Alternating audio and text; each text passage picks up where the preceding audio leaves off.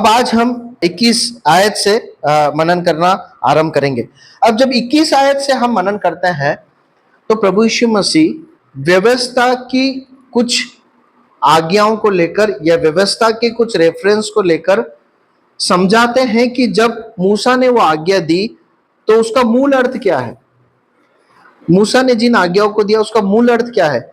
मेरे राज्य में तुम इन आज्ञाओं को कितनी गंभीरता से लेना या किस नजरिए से देखना है, वैसा प्रभु यीशु मसीह यहाँ पर सिखा रहे हैं। अब देखिए, यहाँ पर प्रभु यीशु मसीह व्यवस्था से वहां से एक आज्ञा को उठाते हैं। क्या आज्ञा है? तू हत्या ना करना।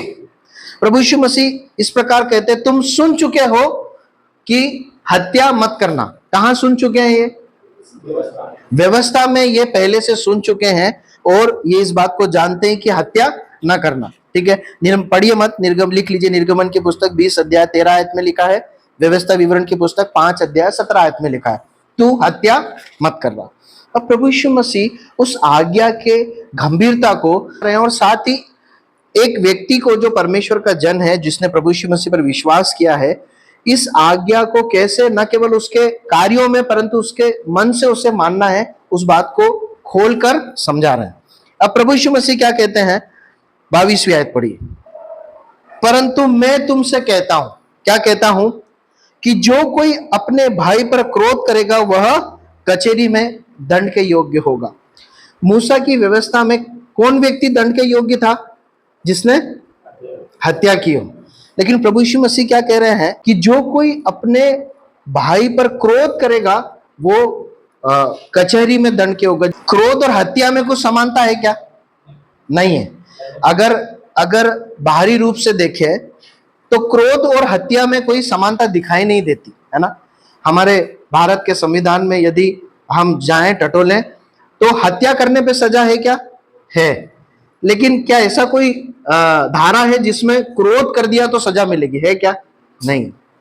लेकिन प्रभु यीशु मसीह अपने शिष्यों को समझा रहे हैं कि ये जो हत्या का जो कार्य है ना, इसका बीज कहां छुपा हुआ है? क्रोध में छुपा हुआ है। ये हत्या का जो कार्य एक व्यक्ति जब करता है, उसकी जो शुरुआत है, उसका उद्गम कहां से होता है? क्रोध से होता है। उसका उद्गम क्रोध से होता है। क्रोध क्या है? देखिए, क्रोध क्या है? एक भावना है।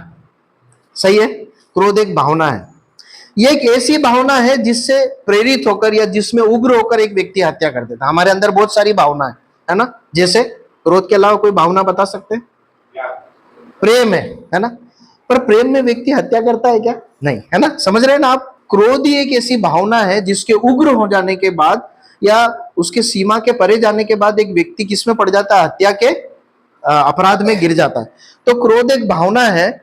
और ये जब कोई बात हमें पसंद ना आए, और विशेषकर जब संबंधों में कहा गया है भाइयों के, तो जब किसी व्यक्ति की बात हमें बुरी लगे, हमें पसंद ना आए या अन्यायपूर्ण लगे, हमें तकलीफ दे, तो हमारे अंदर ये भावना क्या होती है?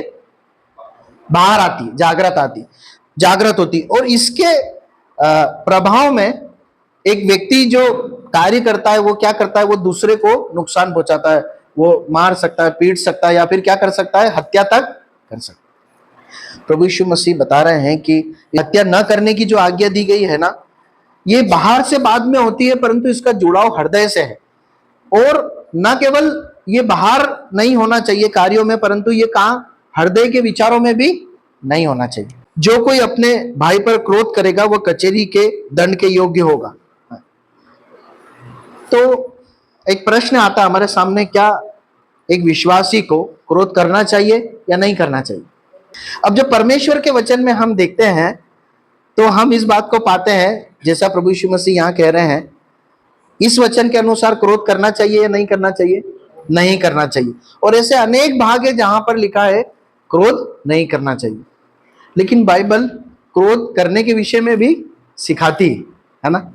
तो हम कुछ भागों को देखते हैं जहां पर हमें क्रोध नहीं करना चाहिए, एक विश्वासी को क्रोध नहीं करना चाहिए, उसके विषय में सीखेंगे।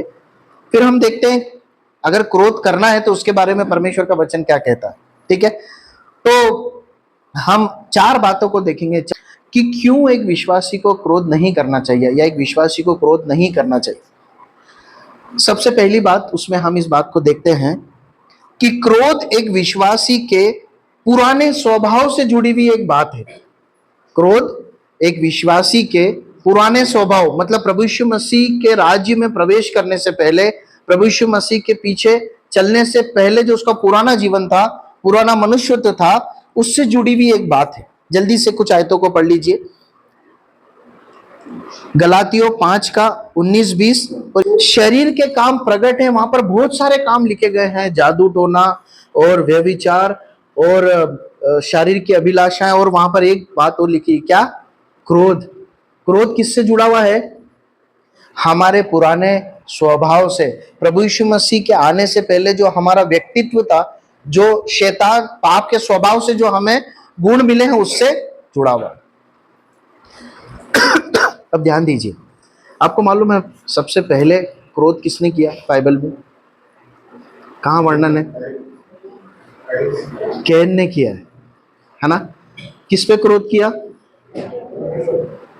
परमेश्वर पे क्रोध किया, है ना? कहां से आया है ये उसके पाप के स्वभाव से जुड़ी हुई एक बात है। एक मनुष्य है जो गलत है ना, जिसने गलत किया है, जो पाप और अधार्मिकता में जी रहा है, क्रोधित किस पर हो रहा है? परमेश्वर पे। फिर उसके बाद किस पर उसका क्रोध देखते हैं हम? अपने भाई पर उसके क्रोध को देखते हैं। एक विश्वासी को क्रोध में अपने जीवन को नहीं जीना, क्रोध नहीं करना, क्योंकि क्रोध हमारे पुराने मनुष्यत्व या हमारे पाप के व्यवहार के साथ जुड़ी हुई एक बात है। अगली बात, दूसरी बात हम देखते हैं, क्रोध के साथ एक विश्वासी परमेश्वर के सामने धार्मिकता का जीवन नहीं जी सकता। क्रोध करते हुए एक विश्वासी परमेश्वर के सामने धार्मिकता का जीवन, मतलब सही जीवन, पवित्र जीवन नहीं जी सकता। लिखिए याकूब की पत्री 1 अध्याय 20 आयत पढ़ लीजिए जल्दी से। क्योंकि मनुष्य का क्रोध परमेश्वर के धर्म का निर्वाह नहीं कर सकता। धर्म का निर्वाह करना मतलब परमेश्वर के वचन के प्रकाश में हमने इस बात को सीखा था कि परमेश्वर की दृष्टि में जो सही है उसको करने में लगे रहना या करना परमेश्वर के वचन में धार्मिकता या धर्म करके समझाया गया है ना। ये विधि नियम से तक सीमित नहीं है। बाइबल बताती है, परमेश्वर का वचन बताता है, एक क्रोधी व्यक्ति धर्म का निर्वाह नहीं कर सकता। मतलब उससे हो नहीं सकता कि वो परमेश्वर की दृष्टि में एक सही जीवन जी पाए। अगर उसके जीवन में क्रोध बना हुआ है तो वो क्रोधी एक व्यक्ति के रूप में अगर जी रहा है तो वो परमेश्वर के लिए धार्मिकता का खरा पवित्र जीवन नहीं जी सकता। तीसरी बात, क्रोध हमारी प्रार्थनाओं में रुकावट है। क्रोध हमारी प्रार्थनाओं को रोक देता है। 1 तीमुथियुस 2 अध्याय उसकी 8वीं आयत। 1 तीमुथियुस 2 अध्याय उसकी 8वीं आयत। अब ध्यान दीजिए, वहां पर पौलुस क्या लिखता है? हर जगह पुरुष क्या करे? कैसे प्रार्थना करे? पवित्र हाथों को उठाकर प्रार्थना करे। और पवित्र हाथ कब होंगे? जब उसमें क्या नहीं होगा? वहां पर लिखा है पौलुस ने, क्या होगा? क्रोध और बैर को हटाकर पवित्र हाथों को उठाकर क्या करें? प्रार्थना करें। प्रियो, परमेश्वर का वचन बताता है कि अपने हृदय में क्रोध पालकर, अपने मनों में क्रोध पालकर अगर हम प्रार्थनाएं करें, वो प्रार्थनाएं क्या है? वो प्रार्थनाएं अग्रहण योग्य प्रार्थनाएं है ना। वो परमेश्वर को नापसंद आने वाली प्रार्थना या परमेश्वर उस प्रार्थना के उत्तर देगा हमें, ऐसा अपेक्षा नहीं करना चाहिए। देखिए, इसमें एक और अर्थ छुपा हुआ है। एक व्यक्ति जो क्रोध के साथ जी रहा है ना, वो सच में क्या प्रार्थना कर पाएगा? वो नहीं कर सकता। अगर मुझे नहीं मालूम आपके जीवन का अनुभव, पर कई बार मैंने इस बात को अपने जीवन में महसूस किया है। किसी दूसरे एक व्यक्ति के बारे में अगर क्रोध या करवाहट भरी है तो प्रार्थना हो नहीं रही है, बेचैनी अंदर। कैसे कर सकते हैं? उस भाई के लिए जिसके लिए हमारे हृदय में गुस्सा, क्रोध, बदले की भावना, उसकी भलाई की प्रार्थना निकल सकती है क्या? नहीं निकल सकती। वो कब निकलेगी? जब हम अपने मन से उसको क्षमा कर देंगे, हम क्रोध को हटा देंगे, तब हम प्रार्थना कर पाएंगे। लेकिन कई बार क्या होता है मालूम है? हम उस विवेक को दबाकर जब हम समूह में आते हैं, हम क्या करते हैं? सारी गतिविधियों में भाग लेने की कोशिश करते हैं, हम प्रार्थनाएं करते हैं, सब कुछ करते हैं। परमेश्वर का वचन हमें बताता है कि प्रार्थना करने के लिए अपने आप को पवित्र करो और पवित्र करने के लिए क्रोध और भेदभाव को हटा दो। प्रियो देखिए, परमेश्वर का वचन जिसने दिया है, प्रभु यीशु मसीह जो खुद परमेश्वर है, कितनी गंभीरता से इस बात को बताते हैं।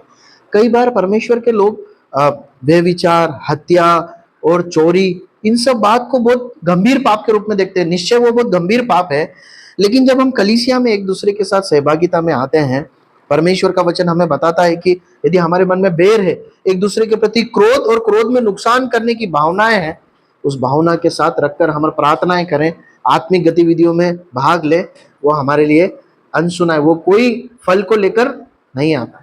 प्रभु हमारी सहायता करे। आगे बढ़ते हैं, चौथी बात देखते हैं। क्रोध हमारी आत्मिक उन्नति को रोक देता है, या क्रोध के कारण हम परमेश्वर के लिए और उपयोग होने से चूक जाते हैं, अनुपयोगी हो जाते हैं। क्रोध हमें अनुपयोगी बनाता है आत्मिक रीति से, या हमारी आत्मिक उन्नति को रोक देता है। तीतुस की पत्री 1:7 पढ़िए, तीतुस 1:7। देखिए, परमेश्वर के घर कलीसिया में एक अगुवे को किस प्रकार होना चाहिए, उसकी योग्यताओं का जिक्र किया गया है। वहां पर लिखा है कि उसे निर्दोष होना चाहिए, और लिखा है कि उसमें क्या नहीं होना चाहिए। वहां पर एक बात लिखी, उसमें क्या नहीं होना चाहिए, अनेक बातों में से एक बात, उससे क्या नहीं होना चाहिए, क्रोधी नहीं होना चाहिए। मतलब एक व्यक्ति जो बात बात में क्रोध करता है, या जिसके स्वभाव में क्रोध अनियंत्रित है, वो व्यक्ति डिस्क्वालीफाई है, वो अयोग्य। किस बात के? कलीसिया में अगुवा बनने के लिए, कलीसिया में जिम्मेदारियों को, आत्मिक जिम्मेदारियों को लेकर चलने के लिए वो अयोग्य। कौन व्यक्ति? जो क्रोध में जी रहा है। मतलब अगर एक विश्वासी अपने क्रोध के संबंध में लापरवाह, या जिसका क्रोध अनियंत्रित है, परमेश्वर उसे कभी भी अगुवे के रूप में अपनी कलीसिया में खड़ा नहीं करेगा। क्यों नहीं करेगा मालूम है? क्योंकि भेड़ों को चराने के लिए कैसा हृदय चाहिए? प्रेम से भरा हुआ हृदय चाहिए। मुझे वो भाग याद नहीं आ रहा है, लेकिन वहां पर इस प्रकार लिखा है कि वो भेड़ों को धीरे धीरे ले चलता है, दूध पिलाने वाली भेड़ों को धीरे धीरे ले चलता है, वो भेड़ों को कंधे पर उठा लेता है। अगर परमेश्वर के वचन में चरवाहे और भेड़ के संबंध को देखा जाए, तो प्रभु यीशु मसीह और उसके लोगों का, या अगुवों और उसके लोगों के संबंध से जोड़कर बताया गया। वहां पर कहीं पर भी क्रोध से, क्रूरता से भेड़ों के साथ डील करते हुए हम परमेश्वर के वचन में नहीं देखते। क्रोध हमारी आत्मिक उन्नति को रोक देता है, या हमें परमेश्वर के लिए जिम्मेदारी उठाने, आगे बढ़ने से अयोग्य ठहराता है। काफी है, अब हम आगे बढ़ते हैं, हम अगली बात पर आते हैं। परमेश्वर के लोगों को क्रोध करना चाहिए या नहीं करना चाहिए, इस पर बात कर रहे थे। हमने ये बात देखा कि परमेश्वर के लोगों को क्रोध नहीं करना चाहिए, है ना। क्यों नहीं करना चाहिए वो भी हमने देखा, उसमें 4 बातें देखी। उसके बाद हम इस बात को देखते हैं कि परमेश्वर का वचन क्रोध करने के विषय में भी सिखाता है ना। परमेश्वर के लोगों को क्रोध भी करना चाहिए, लेकिन बहुत सावधानी से उसके अर्थ को हमें समझना होगा। मुझे एक बात बताइए, परमेश्वर क्रोध करते हैं क्या? करते हैं, है ना। तो परमेश्वर कैसा क्रोध करते हैं वो समझ जाएंगे ना, तो हमें अंतर समझ में आ जाएगा कि जब परमेश्वर का वचन कहता है कि क्रोध मत करो, मतलब क्या नहीं करना है, और जब क्रोध करना है तो क्या करना है। पढ़िए रोमियो की पत्री 1 अध्याय 18वीं आयत। परमेश्वर का क्रोध प्रकट हो रहा है, वहां पर ऐसा लिखा है, मतलब परमेश्वर क्रोध कर रहे हैं। अब मुझे बताइए, परमेश्वर किस पर क्रोध कर रहे हैं? परमेश्वर का क्रोध लोगों की अभक्ति और अधर्म पे प्रकट हो रहा है। सही है, बिल्कुल लोगों पर हो रहा है क्या? मतलब आप समझिए, आप ध्यान दीजिए एक बार। परमेश्वर उन लोगों पर जो अधर्म करते हैं, पाप करते हैं, बुरा करते हैं, उस अधर्म और पाप के प्रति अपने क्रोध को प्रकट करता है। परंतु उस मनुष्य के लिए, उस परमेश्वर के हृदय में क्या है? प्रेम है, दया है। इसीलिए परमेश्वर का क्रोध पाप के ऊपर जरूर आता है, परंतु परमेश्वर पापियों से क्या करता है? प्रेम करता है। इसीलिए परमेश्वर ने अपने बेटे को भेजा, क्योंकि उसने जगत से प्रेम किया। परमेश्वर हमारे अधर्म के कामों और पापों से प्यार नहीं करता, उसे दंड देता है, इसलिए कि वो हमने किया, हमारे ऊपर दंड आता है। परंतु परमेश्वर हमारे प्रति क्रोध करते समय, हमारे कार्यों के प्रति अपना क्रोध दिखाते समय हमारे प्रति कैसा है? प्रेम, करुणा, अनुग्रह से भरा हुआ है। जब परमेश्वर क्रोध कर रहा है, ठीक उसी समय पर परमेश्वर क्या चाहता है कि मेरा क्रोध के कारण ये क्या करे? ये मन फिराए और ये मन फिराकर पापों की क्षमा पाकर कहाँ आ जाए, मेरे पास आ जाए। अगर एक व्यक्ति पाप से मन फिराकर प्रभु यीशु पर विश्वास कर कर परमेश्वर के पास आता है तो उसके लिए क्रोध है क्या? फिर नहीं है।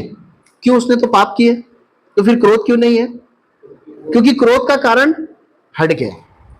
अब आप समझिए, मती रची सुसमाचार में जो भाग, जिस भाग में प्रभु यीशु मसीह कह रहे हैं कि क्रोध मत करो, है ना, और जब परमेश्वर को, परमेश्वर के वचन में हम क्रोध करते हुए देखते हैं, दोनों में बहुत अंतर है ना। हमने इस बात को देखा था, क्रोध क्या है? भावना है। हमने इस बात को देखा था, क्रोध एक भावना है। अब ये भावना जब अपनी सीमा के बाहर चले जाती है तो ये क्या है? पाप है। एक विश्वासी का क्रोध उसके नियंत्रण से बाहर नहीं होना चाहिए। एक विश्वासी को आना चाहिए कि मैं अपने क्रोध को कैसे नियंत्रण करूं। क्रोध एक विश्वासी को नियंत्रित नहीं करना चाहिए। दूसरी बात, अब जब क्रोध करने की बात की जा रही है तो हमने इस बात को देखा था कि जब हमें किसी व्यक्ति की बात पसंद नहीं आती है या हमें दुख पहुंचता है या हमें नुकसान पहुंचता है तो हमारे अंदर क्रोध की भावना उत्पन्न होती है। तो हमारे अंदर जो क्रोध होना चाहिए वो कैसा क्रोध होना चाहिए? जैसा परमेश्वर के अंदर हम देखते हैं। कैसे क्रोध को देखते हैं? पवित्र क्रोध को देखते हैं। मतलब हमारी शिकायत या हमारा क्रोध उस भाई या बहन के उस कार्य के प्रति हो सकता है परंतु उसके प्रति नहीं होना चाहिए। मतलब जब किसी भाई या बहन की बात मुझे दुख लगी हो, मुझे परेशान की हो, मुझसे ठेस पहुंची हो, तो मेरे अंदर नाराजगी आ सकती है परंतु उस भाई या बहन के प्रति कड़वाहट नहीं आना चाहिए। वो क्रोध की सीमा इस नियंत्रण में होनी चाहिए कि मैं उसके लिए प्रार्थना कर पाऊं, प्रभु वो भाई या बहन मेरी भाई और बहन है, मैं उससे बहुत प्रेम करता हूं परंतु इसका ये व्यवहार मुझे खेदित करता, दुख पहुंचाता है। आप मुझे अनुग्रह दे कि मैं इसे सह सकूं। आप उसे अनुग्रह दे कि वो अपनी गलती को पहचान सके और प्रभु आप उसे ठीक कीजिए, उसमें से निकालिए। मैं ऐसी चीजों को कर सकूं कि आगे चलकर मैं उसे ऐसा मौका ना दूं कि वो ऐसा करे। आप समझ रहे हैं, दोनों क्रोध में अंतर है। परमेश्वर का क्रोध हमारे ऊपर था या नहीं था? था। क्या परमेश्वर ने हमें नाश करके नरक में भेज दिया? नहीं। परमेश्वर का क्रोध हमारे पास ऊपर था परंतु परमेश्वर ने अपनी करुणा और अनुग्रह से हमारे साथ व्यवहार किया, है ना, हमसे प्रेम करके हमें उस पाप से छुड़ाया, क्रोध का कारण हट गया। आप समझ रहे हैं? अब देखिए, एक विश्वासी को जब क्रोध करना है, अगर एक विश्वासी को परमेश्वर का वचन क्रोध करने के बारे में अगर सिखाता है तो कुछ बातें हैं जो उसे ध्यान में रखना, या क्रोध उस दायरे में होना चाहिए। पढ़िए, सबसे पहली बात, एक विश्वासी का क्रोध करना उचित है, उसे हम पढ़ते हैं इफिसियों की पत्री 4 अध्याय उसकी 26वीं आयत। इफिसियों 4 का 26।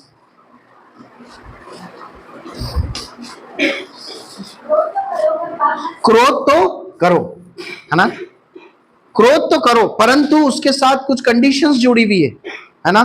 मुख्य रूप से 3 बातों को हम देखेंगे। यदि मैं अपने अंदर क्रोध को देखता हूं तो मुझे इन 3 बातों को जांचना है, तभी मैं बोल सकता हूं कि मेरा क्रोध सही है या नहीं है। ठीक है, क्रोध तो करो परंतु क्या मत करो? पाप मत करो। इसका मतलब क्या है? हमारा क्रोध पवित्र क्रोध होना चाहिए। पहली महत्वपूर्ण बात जो हम सीखते हैं कि जब विश्वासी को क्रोध करने के लिए कहा गया है या वो क्रोध कर सकता है, उसमें हमें अपने आप को जांचना है, क्या पाप नहीं होना चाहिए। क्रोध में पाप नहीं होना चाहिए। क्रोध कैसा होना चाहिए? पवित्र क्रोध होना चाहिए। परमेश्वर हमारे साथ क्रोध में डील करते हैं क्या? एक व्यक्ति जब पाप करता है परमेश्वर का क्रोध उस पर आता है, सही है गलत है? सही है। परंतु क्या परमेश्वर उस क्रोध से प्रेरित होकर हमसे डील करते हैं, हमसे व्यवहार करते हैं? नहीं। हमसे कैसे व्यवहार करते हैं? प्रेम और करुणा से। आप समझ रहे हैं, परमेश्वर का वचन पवित्र क्रोध करने के बारे में जब सिखाता है एक विश्वासी को, मतलब क्रोध है परंतु पवित्र है, मतलब नाश करने की, नुकसान पहुंचाने की भावना नहीं है, नहीं है। ठीक है, अगली बात, क्रोध थोड़ी देर का होना चाहिए। क्रोध बहुत क्षणिक या थोड़ी देर का होना चाहिए। इफिसियों 4 का 26। इफिसियों की पत्री 4 अध्याय 26वीं आयत। सूर्यास्त होने तक हमारा क्रोध कितनी देर तक रहना चाहिए क्रोध? सूर्यास्त होने तक, है ना। बहुत थोड़ी देर के लिए क्रोध अपने हृदय में रखना है। देखिए, परमेश्वर का वचन हमें प्रेम से भरने के विषय में बताता है। लेकिन क्रोध के विषय में क्या कहता है? बहुत ज्यादा देर तक इसे मन में रखना मत। बहुत ज्यादा देर तक रखेंगे तो क्या होगा? पाप हो जाएगा। कौन सा पाप हो जाएगा? हत्या का पाप हो जाएगा। अपने भाई को नुकसान, बहन को नुकसान पहुंचाने का पाप हो जाएगा। कैन के बारे में ऐसा लिखा है कि वो क्रोधित हुआ। उसके कितने दिन बाद उसने अपने भाई को मार डाला मालूम है? हमें नहीं मालूम, लेकिन वहां ऐसा लिखा है कि एक दिन, ध्यान है आपको घटना? कैन और हाबिल की घटना को जब हम पढ़ते हैं तो ऐसा लिखा है उसका हृदय क्रोध से भर गया, तुरंत जाके मर्डर किया कि अपने भाई का? नहीं किया। उस क्रोध को वो पालता रहा। फिर एक दिन क्या हुआ? एक दिन क्या हुआ? क्रोध ने अपना रूप दिखा दिया। प्रियो, यदि हम किसी भी कारण से क्रोध को अपने हृदय में पालेंगे ना, तो एक दिन वो हमसे हत्या का पाप कराते हुए रहेगा। संभव है कि हम मसीह के लोग हैं इसलिए शायद हत्या ना करें, एक दूसरे की शारीरिक हत्या ना करें, परंतु पता है क्रोध पालने से संबंधों में हत्या हो जाती। आप सहमत है मेरी बात से? क्रोध को मन में पाले रखने से विश्वासी भाई बहनों के बीच में संबंधों की हत्या हो जाती। वो साथ जी तो रहे हैं फिर भी साथ में नहीं है, क्योंकि उनके बीच में जो संबंध है ना, उसका मर्डर हो गया। और वो किसने किया है? क्रोध ने किया, जिसे हमने अपने हृदय में पाला है। तीसरी महत्वपूर्ण बात, पहली, क्रोध पवित्र होना है, क्रोध थोड़ी देर का होना है, और तीसरी बात, क्रोध बहुत धीमा होना चाहिए। अनियंत्रित क्रोध नहीं होना चाहिए। याकूब की पत्री 1 अध्याय 19वीं आयत पढ़ी। क्रोध में कैसा हो? धीमा। देखिए, थोड़ी देर पहले हम सबको थोड़ा आराम मिला होगा ना। हाँ, और क्रोध करने के बारे में भी वचन सिखाता है। क्रोध कर सकते हैं, लेकिन परमेश्वर का वचन चेतावनी के साथ आज्ञा देता है, क्रोध पवित्र होना चाहिए, ज्यादा देर तक मत रखना अपने हृदय में, और तीसरी बात, धीमा होना चाहिए। क्रोध उग्र नहीं होना चाहिए। यदि मेरे मन में किसी भी बात को लेकर क्रोध है तो इन तीनों बिंदुओं पर अपने आप को जांचना है। क्या वो पवित्र है? क्या उस क्रोध से दूसरे की भलाई निकलेगी? देखिए, पवित्र क्रोध क्या है मालूम है? कभी भी वो हमारे प्रति हो, वो पवित्र क्रोध नहीं है। एक भाई ने मुझे नुकसान पहुंचा दिया, मुझे क्रोध आ गया, पवित्र क्रोध नहीं है। जब तक मेरे भाई या बहन का कार्य परमेश्वर के वचन के विरोध में नहीं है, परमेश्वर की महिमा से को नुकसान पहुंचाने वाला उसके वचन के विरोध नहीं है, तब तक मेरा क्रोध हमेशा नाजायज रहेगा। आप समझ रहे हैं? क्रोध धीमा होना चाहिए। देखिए, कुछ आयतों को जल्दी से पढ़े। नीति वचन 14 अध्याय 17 और 29वीं आयत। Proverbs chapter 14 verse 17 and 29। नीति वचन 14, 17 और 29, जल्दी पढ़िए। देखिए, जो झट से क्रोधित हो जाता ना, वो क्या है? वो मूर्खता करेगा, ऐसा लिखा है। आप समझ रहे हैं इस बात को? प्रियो, यदि हमारे अंदर हम किसी बात पे जल्दी से बुरा मान जाते हैं, जल्दी से क्रोधित हो जाते हैं ना, परमेश्वर का वचन एक सिद्धांत बताता है हमसे क्या हो सकती है? मूर्खता हो सकती है। उसके बाद 29वीं आयत में क्या लिखा है? जो विलंब से क्रोध करने वाला है वह बड़ा समझ वाला है। देखिए, किसी बात को लेकर अगर आपके अंदर क्रोध देर से आता है, इसका मतलब ये नहीं कि आप कायर हैं, परंतु आप समझदार हैं। क्रोध को नियंत्रित में रखने वाला व्यक्ति कमजोर नहीं है, परंतु वो बहुत सामर्थी है, बहुत सामर्थी। उसके बाद कुछ और आयत पढ़िए, 16 का 32, 16 वर्स 32। हाँ, इसी का। विलंब से क्रोध करना, वीरता से और अपने मन को वश में रखना नगर को जीत लेने से उत्तम। क्रोध को वश में रखना किससे उत्तम है? वीरता से उत्तम। एक वीर से भी बढ़कर जो योद्धा है, वीर है, वो क्या कर सकता है? क्रोध को नियंत्रित कर सकता है। उसके बाद इसका 19 का 11 पढ़िए।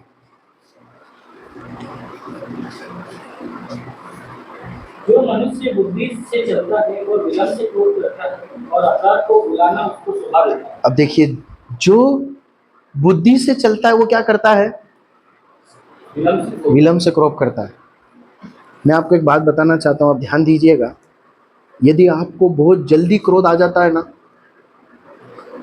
इसका मतलब आप बुद्धिमानी से नहीं चल रहे हैं। एक व्यक्ति जो रोज प्रभु के साथ बैठता हो, प्रभु के साथ सहभागिता में, आज्ञाकारिता में चलता हो, परमेश्वर उसे अनुग्रह देते, वो आसानी से क्रोधित नहीं होगा, उसे कोई आसानी से उकसा नहीं सकता। अगर मैं अपने जीवन में इस बात को देखता हूं कि मुझे बहुत जल्दी बुरा लग जाता है, बहुत जल्दी क्रोधित हो जाता हूं, मैं बहुत आसानी से उकसाने में आ जाता हूं, इसका मतलब मैं प्रभु के साथ जैसी खराई से प्रतिदिन के जीवन में, आज्ञाकारिता में, प्रेम में, वचन पढ़ते हुए जीना है ना, मैं जी नहीं रहा हूं, मैं जी नहीं रहा हूं। क्योंकि मैं नहीं, परमेश्वर का वचन क्या बोल रहा है, जो बुद्धि से चलता है वो क्रोध धीमे से करता है, क्रोध धीमे से करता है।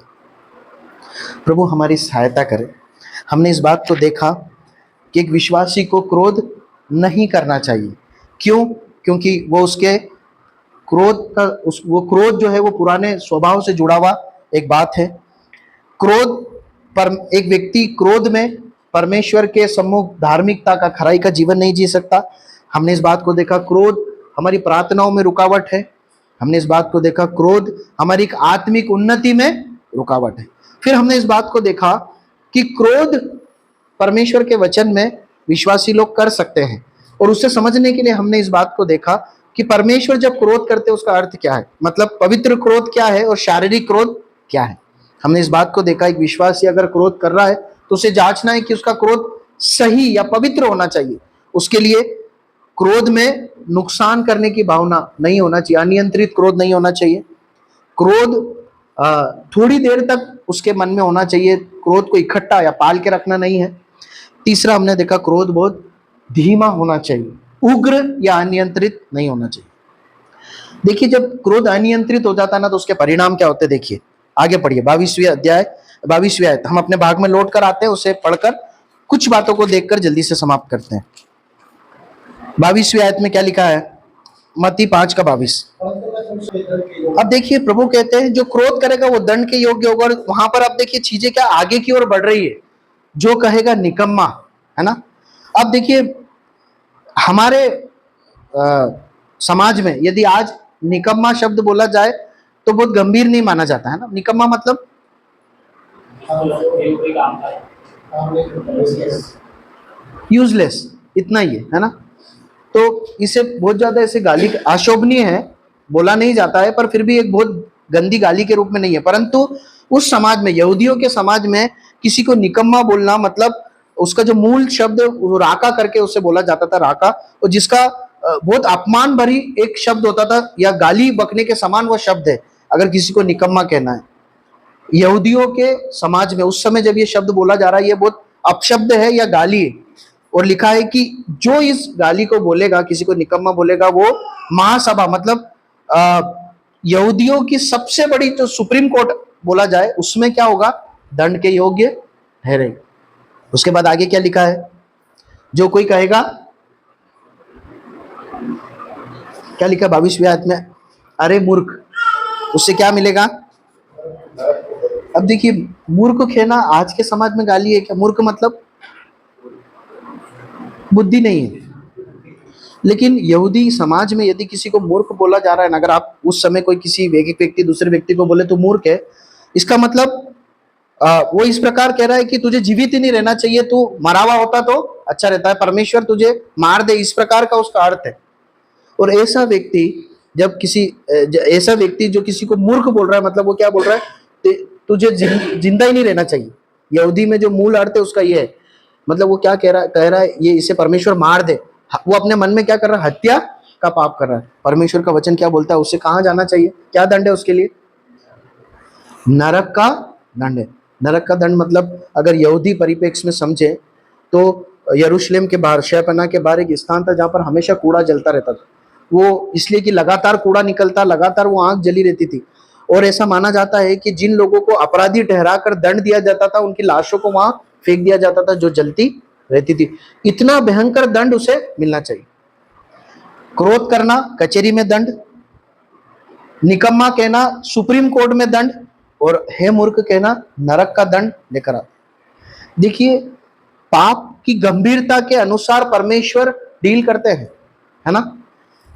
पाप जितना गंभीर होगा परमेश्वर उस हिसाब से डील करेगा। अब आगे बढ़ते हैं, हम उस भाग को पढ़कर समाप्त करेंगे। आगे क्या लिखा, 23वीं आयत से पढ़े। प्रभु यीशु मसीह ने क्रोध के विषय में जो शिक्षा दी उसके एप्लीकेशन को हमारे जीवन में कैसे लागू करना है प्रभु 23 से 26 आयत में बताते हैं। प्रभु यीशु मसीह किस प्रकार आराम करते, इसलिए यदि तू अपनी भेंट लेकर आए, वेदी पर लाए, और वहां तू स्मरण करे कि क्या मेरे अंदर क्या है, क्रोध है ना। परमेश्वर का वचन प्रभु यीशु मसीह इस प्रकार सिखा रहे हैं कि इसलिए अब तुम अपने आप को जांच लो। किस बात से जांच लो? कि परमेश्वर की भक्ति करना है ना, परमेश्वर के लिए आराधना करना, परमेश्वर के लिए जीना और क्रोध करना अपने भाई बहन पर, ये एक साथ नहीं चल सकता, ये एक साथ नहीं चल सकता। यदि तू अपनी भेंट परमेश्वर के पास ला रहा है, परमेश्वर के समीपी में आ रहा है, कलीसिया में आ रहा है, और तुझे स्मरण आता है, तुझे इस बात को जांचना है कि तेरे हृदय में क्रोध या बैर है क्या, तो तुझे क्या करना है? पहले क्या काम करना है? भेंट चढ़ा के जल्दी से जाके ठीक करना है कि नहीं? भेंट को रोक दो, इस काम को रोको। क्या करो? अपने हृदय में से क्रोध को हटाओ, उसे क्षमा करो, उसके साथ, अपने भाई के साथ मेल मिलाप करो, और फिर आकर क्या करो? भेंट चढ़ाओ, है ना। अभी फुटबॉल का मुझे मालूम नहीं आप में से कितने लोग देखते हैं, मैं भी देख नहीं पाता। तो फुटबॉल में गोल मारना होता है ना, गोल मारने से पहले कई बार हम देखते हैं खिलाड़ियों द्वारा फाउल हो जाता है। फाउल होने के बाद भी कई बार गोल मार देते हैं, लेकिन गोल क्या हो जाता है? डिस्क्वालीफाई हो जाता है। क्यों? क्योंकि फाउल हुआ है। फाउल ठीक करेंगे, फिर वापस खेल शुरू होगा, फिर गोल मारा तो गोल क्या है? वैलिड है। फाउल के साथ कितने भी गोल मारे वैलिड है क्या?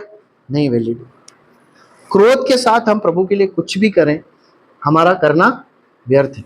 दूसरी महत्वपूर्ण बात हम यहां सीखते हैं कि ये क्रोध को छोड़कर मेल मिलाप करने में देर नहीं करना है। प्रभु क्या कहता है? मार्ग ही में जब तुझे स्मरण आए तो क्या करना है? भेंट छोड़कर तुरंत जाना है। उसके बाद प्रभु क्या कहते हैं? मार्ग में ही, मतलब इससे पहले कि न्याय आए, तुम मार्ग में ही हो, चीजों को क्या कर लो? ठीक कर लो, ठीक कर लो। अगर हमने हमारे अंदर के क्रोध को डील कर कर हमारे मन में ठीक नहीं किया, या उस सामने वाले व्यक्ति के साथ उसको सेटल करके ठीक नहीं किया, तो क्या आएगा? परमेश्वर का वचन बताता है आवश्यक रूप से क्या आएगा? दंड आएगा। अगर समय रहते हुए चीजों को ठीक किया तो हम दंड से बच सकते हैं। अगर नहीं किया तो परमेश्वर का वचन क्या कहता है मालूम? मैं तुमसे सच कहता हूं कि जब तक तू कोड़ी कोड़ी भर न दे, तब तक वहां से छूटने ना पाएगा। मतलब उसका परिणाम भुगतना पड़ेगा। परमेश्वर हमारी सहायता करे, परमेश्वर अपने वचन के पढ़े और सुने जाने पर आशीष दे, और इसके अनुसार हमें जीवन जीने के लिए मदद करे। कोई भी भाई प्रार्थना करे।